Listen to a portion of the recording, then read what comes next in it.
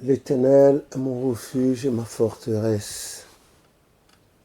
De qui aurais-je peur? L'Éternel est le soutien de ma vie. De qui aurais-je crainte? Que le nom de l'Éternel soit béni. N'ayez point crainte et ne craignez pas les hommes. Ce qu'ils savent faire, c'est donner la mort physique.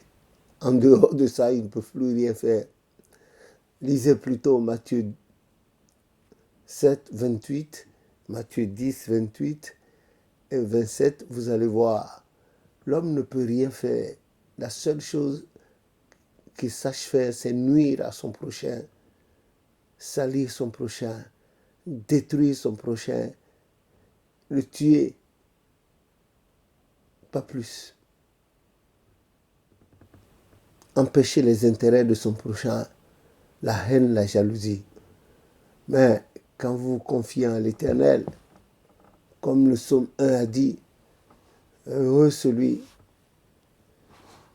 qui ne marche pas selon le conseil des méchants, qui ne s'arrête pas sur la voie des pécheurs, qui ne s'assied pas en compagnie des moqueurs, mais qui trouve son plaisir dans la loi de l'Éternel et qui la médite jour et nuit. Ah, vous allez réussir. Ça, soyez certains, vous réussirez. Et nous réussirons. Par la grâce de Jésus. Ce matin, je voudrais vous dire quelque chose.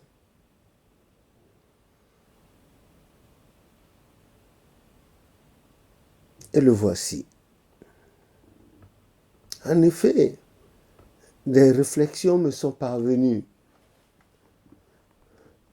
J'aurais voulu parler un peu de la Bible, mais hélas, les gens viennent toujours dans des questions qui sont relatives à l'Église.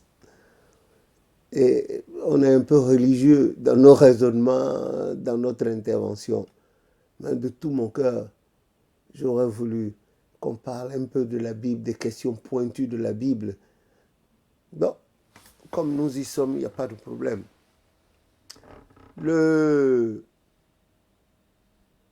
Les gens ont remarqué que les gens parlent. Il y a des gens de l'Église qui ont fait cette remarque et les gens qui sont en dehors de l'Église auxquels on est habitué, d'autres non, mais qui écrivent ou appellent et qui disent « Mais pourquoi vous parlez sans cesse de votre chef au chauffard ou de votre Église ?» N'est-ce pas là une manière de le déifier et de placer votre Église au-dessus des autres? En effet, chacun est libre de dire ce qu'il veut, en bien ou en mal, et chacun a son opinion. La liberté des uns commence où finit la nôtre commence où finit celle des autres. Quelque part, les gens ont raison de poser cette question.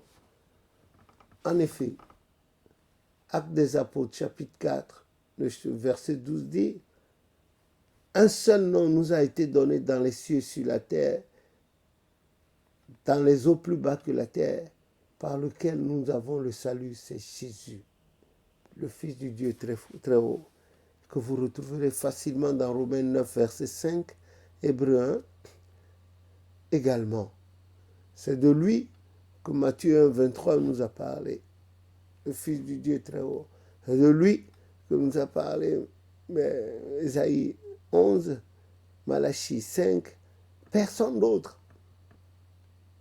Et du haut des cieux, de sa sainte demeure, il envoie ses serviteurs sur la terre que nous appelons évangélistes, prophètes, etc., etc. Parmi eux, nous pouvons citer Papa au chauffard, mais avant lui, il y a eu des gens sur la terre, de grands serviteurs de Dieu sur la terre, de grandes servantes de Dieu sur la terre.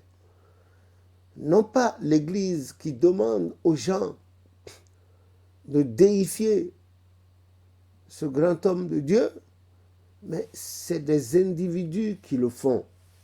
C'est des individus qui le font. C'est pas nous. C'est pas l'Église qui demande aux gens.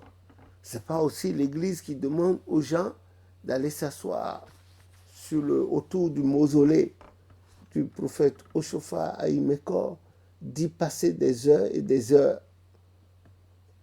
c'est pas aussi nous qui avons demandé à Anna, dans la Bible, dans Samuel 1, Samuel 1, d'aller s'asseoir des heures durant dans le temple, dans la synagogue, au point qu'Élie, le souverain sacrificateur, ait eu à lui dire, tu as bu, tu es sourde, tu es ivrogne. Et elle a dit non, je dépose au pied de l'Éternel ce qui me fait mal. Ceux-là aussi qui vont là-bas y demeurer des heures, des journées entières, on ne peut pas les condamner. Personne ne peut mesurer de la foi de l'autre. Nous sommes tous dans un marigot, infectés de caïmans, de sangsues et d'autres bêtes. Et chacun essaie de nager pour sortir de l'eau. Mais nous n'avons pas le droit de nous moquer de ceux qui sont devant nous en train de se débrouiller, d'avaler de rasades d'eau. Toi-même, tu ne sais pas. Bon, Papa Ochofa n'avait jamais dit qu'il était Dieu. Il n'avait jamais dit qu'il était Jésus-Christ.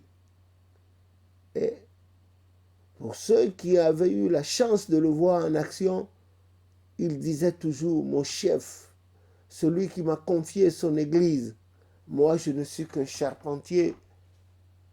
Un jour je vais m'en aller de la terre et l'organisateur en chef de l'église va venir. Il sera désigné par le Saint-Esprit et montrer publiquement d'où l'origine de l'article 111 alinéa A et B de notre Constitution. Que d'aucuns piétinent au point d'aller écrire une autre Constitution. Voilà. Il n'avait jamais dit ça. Surtout dans son intervention du 6 août 1961, il a été clair là-dessus, très clair. Et ceci a duré depuis la fin du culte du matin, dimanche, jusqu'au soir. Il a été clair là-dessus. Et c'est ce que le Seigneur m'a permis de vous consigner dans un de ses livres, le tome 2. Je vous prie de chercher, de lire. Parce que celui qui n'a pas fait d'enquête n'a pas droit à la parole. Il faut aller enquêter. Il faut chercher à savoir. Mais qu'est-ce que... Parce que avant de construire au-dessus d'une maison, quelqu'un de bien réfléchi va chercher un ingénieur pour connaître la teneur de la fondation avant de poser un niveau là-dessus. Mais la plupart des gens dans notre église ne vont pas à la bonne source. Et puis après, ils disent n'importe quoi. Papa Ochofa n'avait jamais dit qu'il était Dieu, ni Jésus-Christ, ni était un ange. Il disait toujours qu'il était le charpentier d'Avanti commun. Il disait toujours, et il racontait humblement son histoire, par bribes, dès qu'il était libre. C'était ce qu'il faisait. Maintenant, dire également de l'Église, sans cette Église du christianisme céleste, nul ne peut aller au ciel. Ah, le Seigneur lui a demandé que c'est la dernière bague du salut. Bon, chacun est libre de la comprendre à sa manière. Chacun est libre de la comprendre à sa manière. Et l'on ne peut obliger personne à croire que Papa Ochofa était un prophète de Dieu ou non. Et l'une ne peut obliger quelqu'un à lui dire, ah, sans l'église du christianisme céleste, tu vas, non, c'est pas bon d'ailleurs, c'est une prédication que j'aime pas. Et surtout au niveau des femmes, là, certaines, quand vous les entendez parler, ah, il faut venir à notre église là, quand il va voir le danger, il y a la vision, il y a la prophétie, il y a les combats. Qui vous dit que notre église est la seule dans laquelle on donne des prophéties, des visions? Non, non, non, non, non, non, non, non. Non. Il y a l'église est née, la congrégation chrétienne de l'ordre sacré éternel des chérubins séraphins. Il y a des catholiques qui ont des visions, il y a des protestants qui ont des visions, il y a des dynamori qui ont des visions. Ça dépend de l'ouverture de chacun et de la teneur des relations que chacun a avec son Dieu. C'est en fonction que l'Esprit Saint se manifeste. C'est en fonction. Sinon, nous retomberions dans la coupe des pharisiens et des sadducéens là. Et nous allons arriver à des discussions oiseuses. Que Dieu nous en épargne. Les personnes qui ont mis en exergue cela et qui ont mis un point là-dessus ont raison. Il faut entendre les gens parler et se comporter.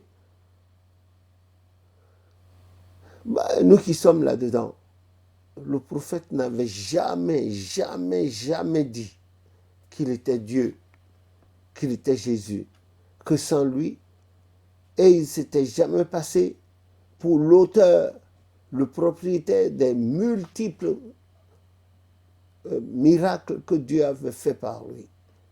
Il ne l'avait jamais dit ça, jamais. Et des fois même, quand ça se passait, il se levait, demandait aux gens de crier Alléluia, de rendre grâce à Dieu. Demandait aux gens de s'approcher de Dieu. Il fallait voir les prêches qu'il faisait avant que le moment de miracle ne commençasse. Il parlait, jamais il a parlé à son nom.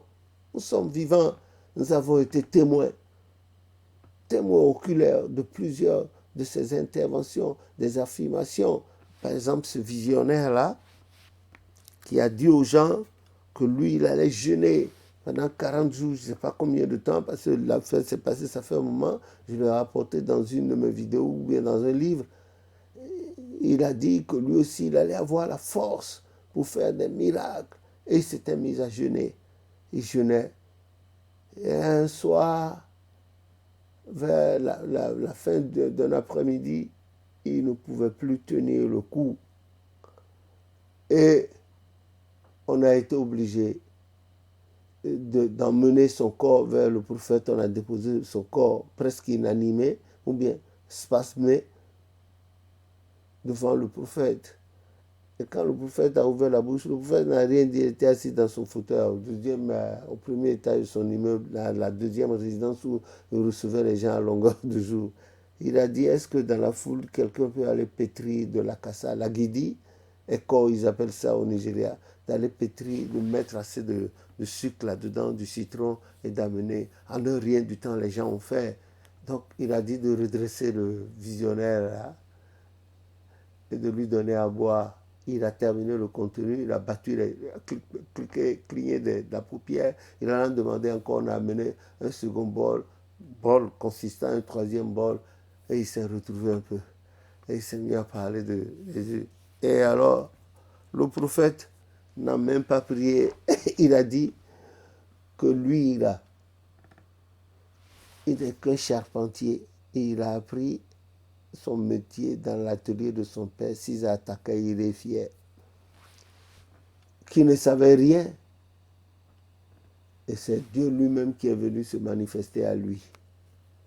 Et que les miracles qui se passent là, il ne sait pas comment ça se passe.